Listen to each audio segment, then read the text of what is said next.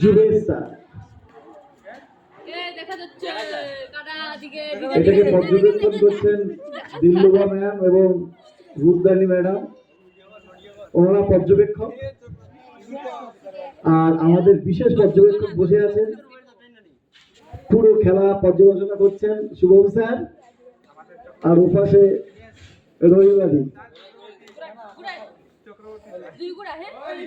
শামীম চক্রবর্তী নামে পরিচিত।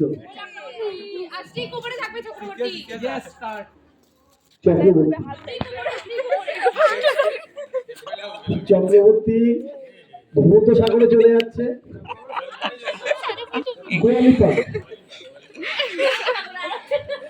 Caspian C,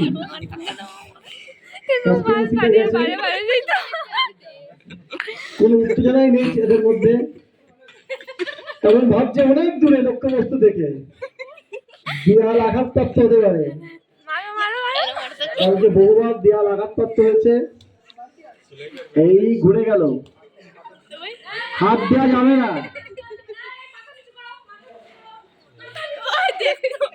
আসলে যুবেশ স্যার কি বাধা বেঁধেছে আমরা বুঝতে পারছি না,